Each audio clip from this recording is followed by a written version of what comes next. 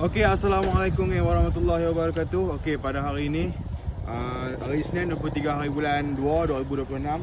Okey, bermula pada hari ini sampai ke habis bulan Ramadan. Okey, untuk 4 orang yang terawal kita akan bagikan sebungkus percuma. Okey, sebungkus percuma ayat random. Okey, antara jagung, sangkung, tembikai, jambu, TR dah. Okey, 4 balang tepi ni mungkin kita akan bagi secara percuma untuk 4 bungkus kepada yang terawal. Bermula pada hari ini sampai ke hujung bulan Ramadan. Okey, jadi hangpa semua boleh mai serbu ramai-ramai. Yang terawal lah, siapa awal dia dapat lah. Okey, siapa lambat tak ada lah. Okey.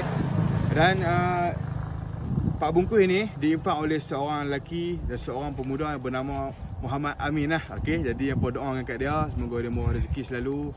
Semoga dia diberkati dunia dan akhirat. Okey. Jadi terima kasih. Apa boleh mai dekat Jalan Terusan Terserong. TS ini kalau hangpa lambat 6 suku habis.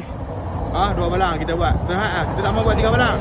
Kalau 3 balang nanti orang puas. Kalau kita buat 2 balang, orang akan tertunggu-tunggu dan tercari-cari dan berebut-rebut lah. Okey. Jadi stay tune next video, mantap.